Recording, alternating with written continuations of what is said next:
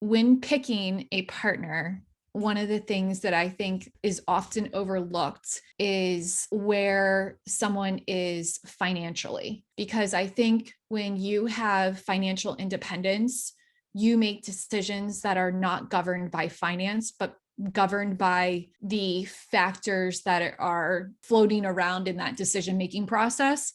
But it doesn't become emotional because it's all based on the facts that are presented, as opposed to you need to make an acquisition fee to be able to survive that year. Welcome to the How to Scale Commercial Real Estate Show.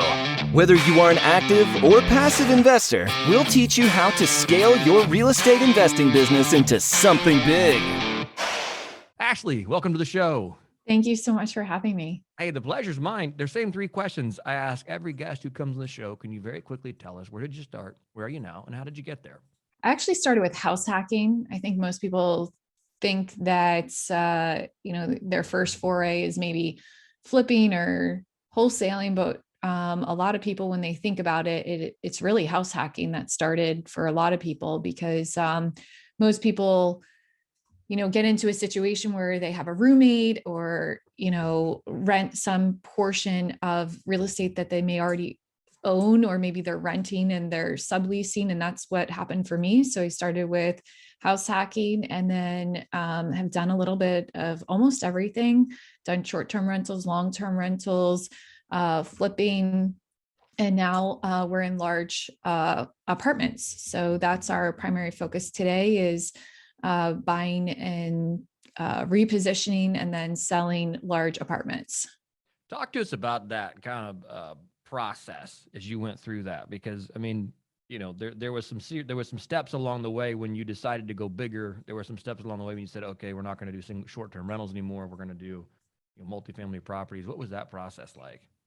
I kind of think of it almost like a river, and my life were the river walls, and it kind of guided me, and that took me along different paths with real estate, meaning that I was never really married to one concept going through the process. I was learning and being open to different asset classes that supported where I was in my life and my journey at that time. So when I first started in real estate, for example, I had a W-2. I was doing quite well in pharmaceuticals. I worked in clinical research and development for 3 of the top pharmaceutical companies in the entire world. And I was being fast tracked in that profession, and I was doing very, very well. So it was a matter of more what my bandwidth was at the time that lent itself well to house hacking, and then eventually short-term rentals. Short-term rentals are really fun because it's so easy to automate. Even, over 10 years ago when I was doing it, we think about all the technology that lends itself today to short-term rentals that makes it able to be automated, but I was able to automate it over a decade ago, and it's even easier than it was today.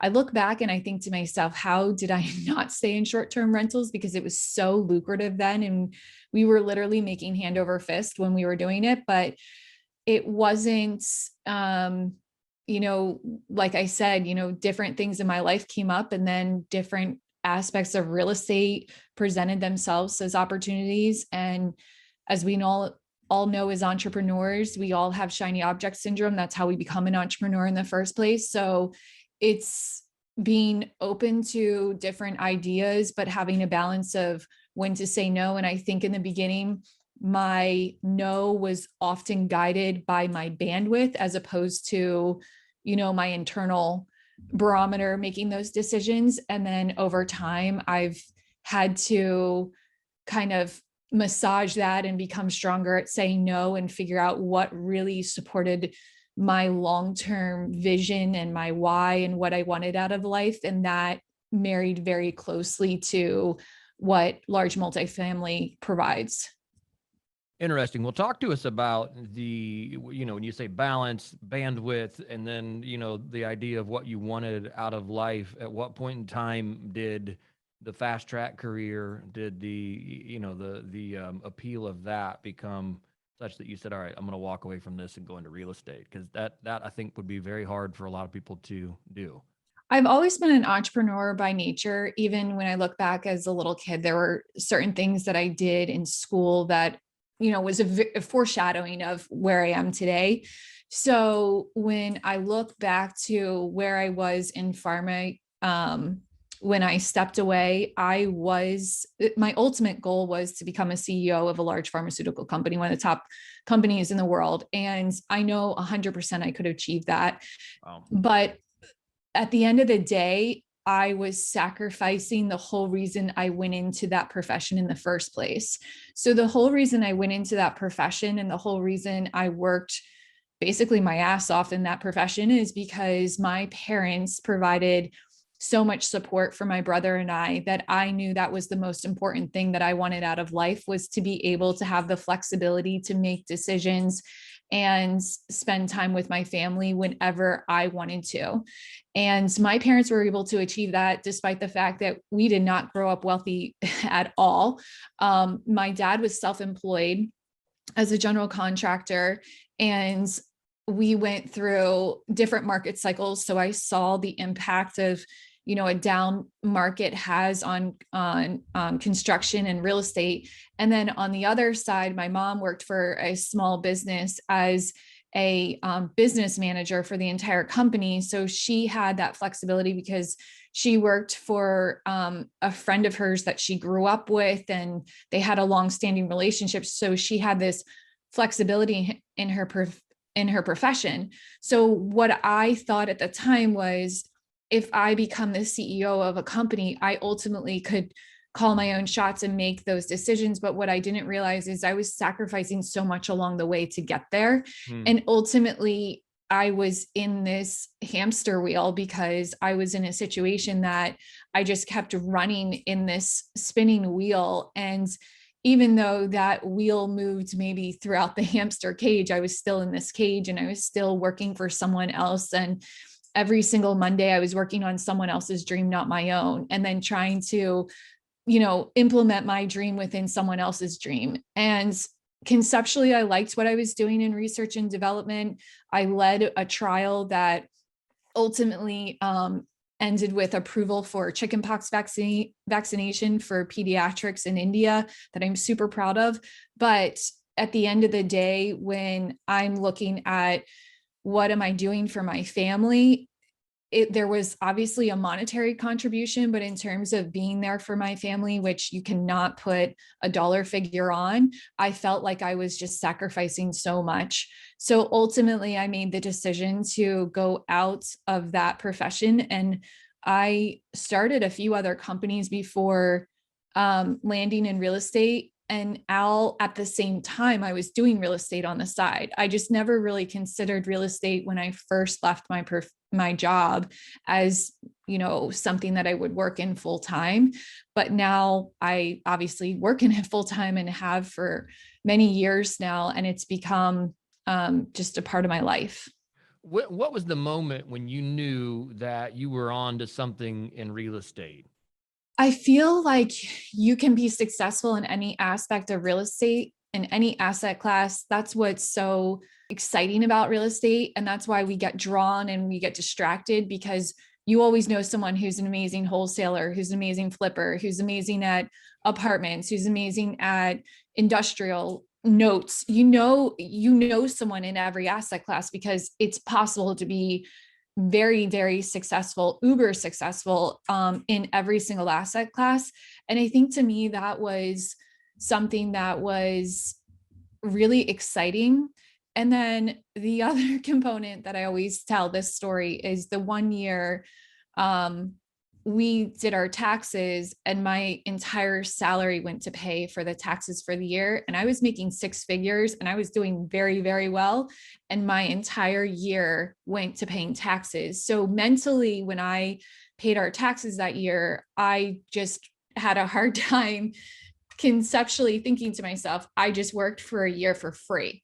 That was very frustrating to me. So the great thing about real estate is our government has decided that real estate is a problem that they can't solve.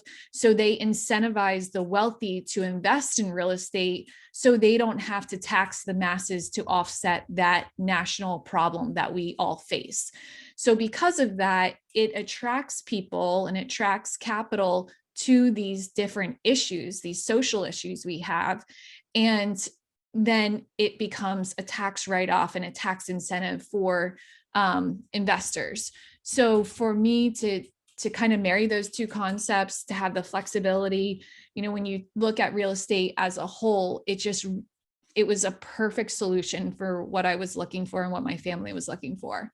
That's amazing. Yeah. And I mean, as entrepreneurs, there's times when we may end up working a year and still not, still be a break even year. All right.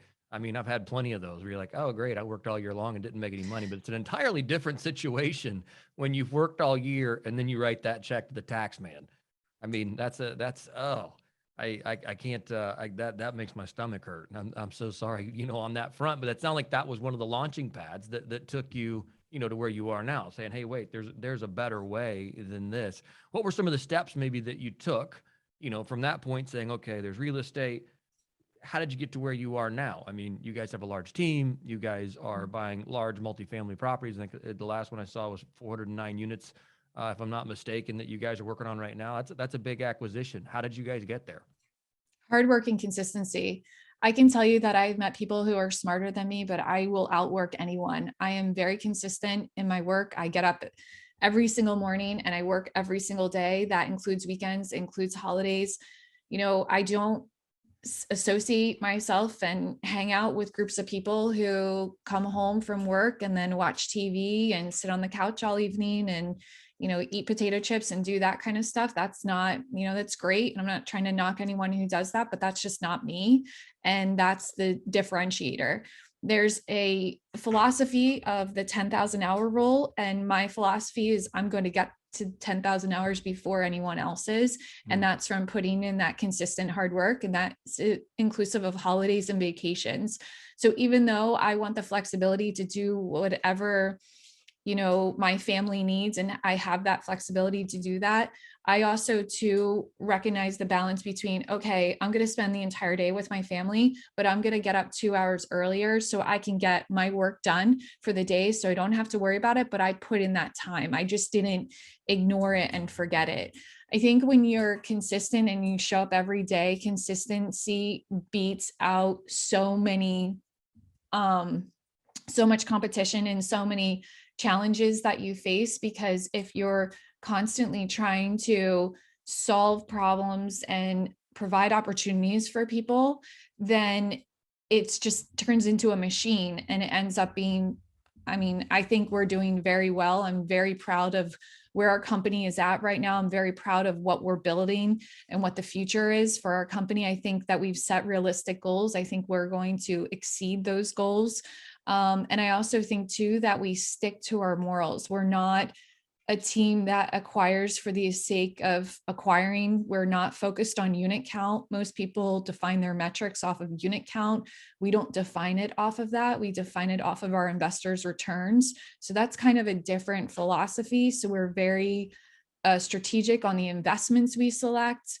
Less is more in our opinion, because we would rather, there's the whole philosophy that you either do massive impact for the few or you do incremental impact for the masses.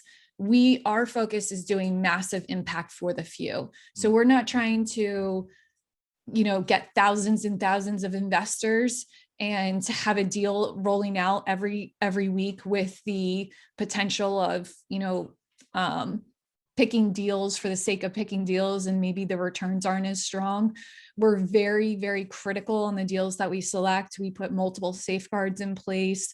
We want to outperform our projections every single time, which is why we put so much conservative measures in place. And that speaks to our underwriting cap rates. It speaks for exit cap. It speaks to our analysis of rental projections, other income, expenses, how we operate. We operate on such a micro level that I don't think most people operate on that level. So it's very heavy in terms of the human power needed to oversee the machine.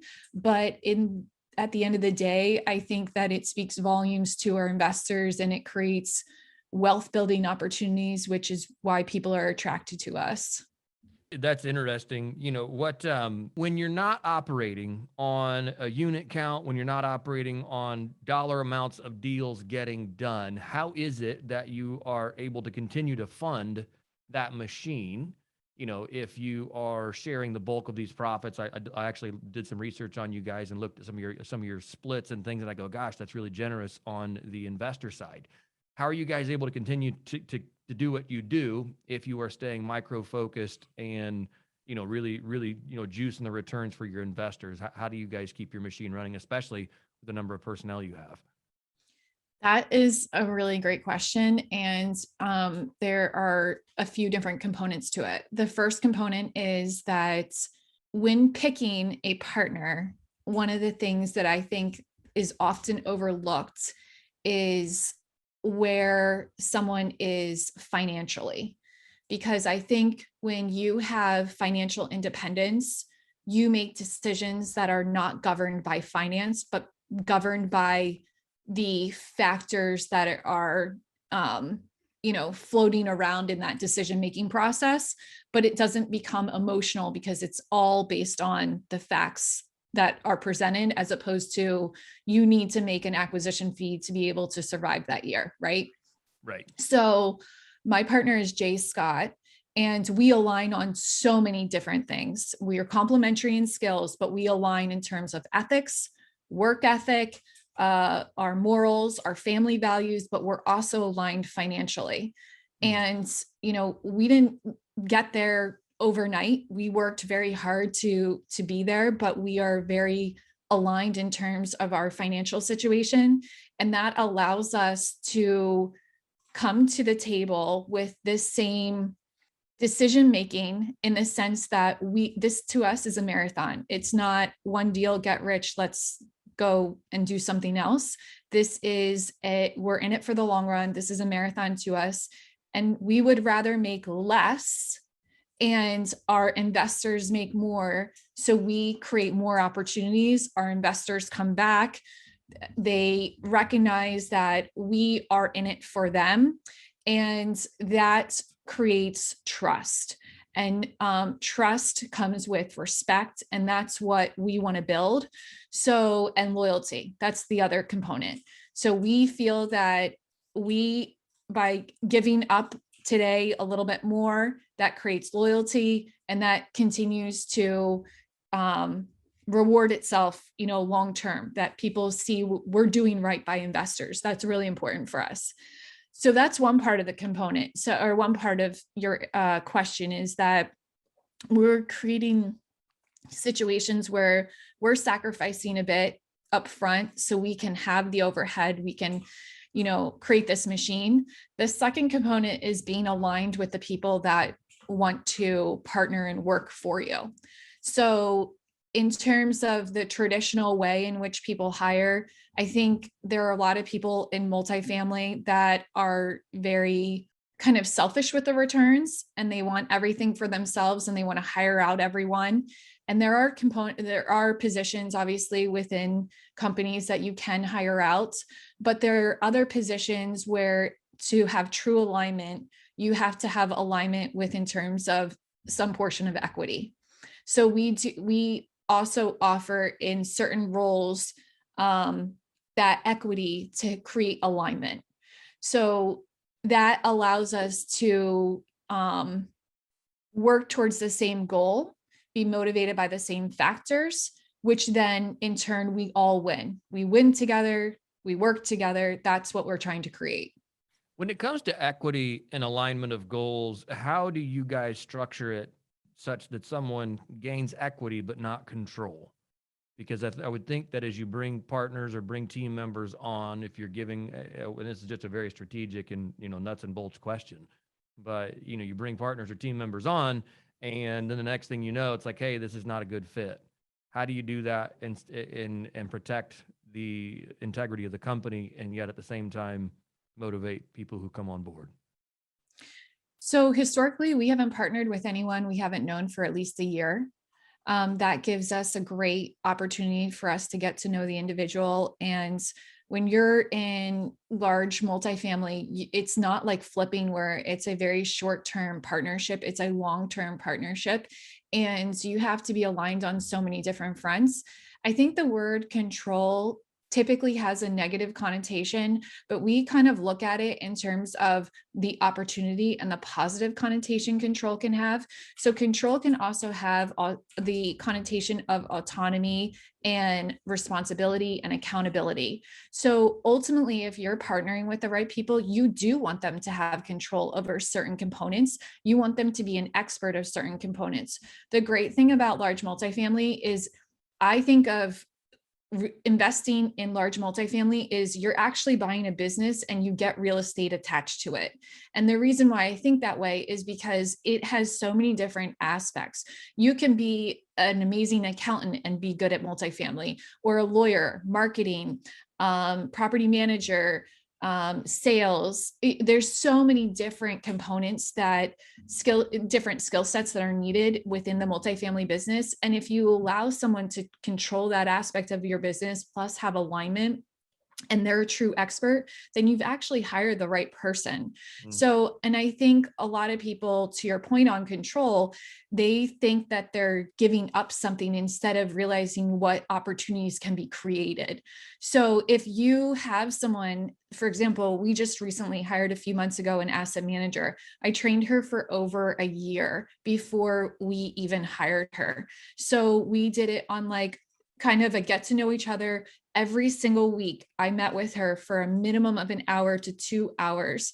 Wow. And just worked with her. And she was in another, she was already asset managing other commercial buildings, but not multifamily commercial. So I taught her on the multifamily side for a year, and then we hired her. And some people would say, well, you've been doing asset management, you're known for asset management. Isn't that difficult for you to give up that control?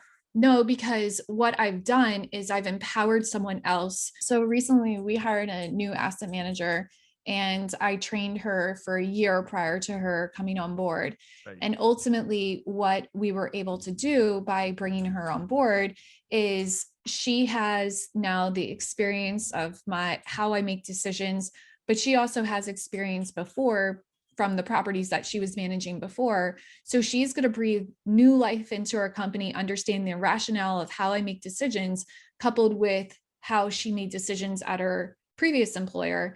And then that inevitably frees up time for me. So giving her control, giving her autonomy, giving her responsibility allows her to own a process, control that process, but it also allows me to focus on building the company, maybe acquisitions, maybe connecting with private capital, whatever the case may be, but it allows me to build and focus on other aspects of the business. So control can be a very, very good thing. Right. Ashley, this has been awesome. I appreciate you taking the time today to just kind of pull back the curtains on your company. You've given us lots of things to think about, just as far as, planning, as far as when to take the next steps on training and mentoring new employees, how you guys think. This has been really good. And I love even the way you approach investors and building your machine on, inside your company, and how you guys relate to your investors. I think that's really been helpful. So thanks for taking the time to jump in. Let's jump here into the final few questions, if you don't mind. One of the questions is this: if you could help our listeners avoid just one mistake in real estate, what would it be, and how would you avoid it? Jumping in too quickly without having all the information. I think you have to just spend a bit of time, especially if you're passively investing. You should always look at the team first, the market second, and the returns third. Too many people look at the returns first. They look at the market, and then sometimes they look at the team. The team is the most important component of every single investment you will ever invest in. Right. I love that. That's absolutely right. Next question: when it comes to investing in the world, what's one thing you're doing right now to make the world a better place? We go into every single property and not only make sure that the property is a better community for the tenants, but we make sure our community, our property, our tenants, everything is a huge benefit to the community at large. So we partner with local businesses, charities, organizations. It does not take much, but every single month we do something with some other business or agency within the local community. So it's always good to give back. That's awesome. Ashley, if our listeners want to get in touch with you, what is the best way to do that? You can come to our company's website at bardowninvestments.com. That's BARDOWN investments.com. And you can also follow me on Instagram at Badash Investor. Bad Ash, ASH, right? Correct. Mm-hmm. Awesome. Fantastic. Ashley, thank you so much. Have a great rest of your day. Thank you. You too. Hey, thanks for listening to the How to Scale Commercial Real Estate podcast. If you can do me a favor and subscribe and leave us a review on Apple Podcasts, Spotify, Google Podcasts, whatever platform it is you use to listen, if you can do that for us, that would be a fantastic help to the show. It helps us both attract new listeners as well as rank higher on those directories. So appreciate you listening. Thanks so much and hope to catch you on the next episode.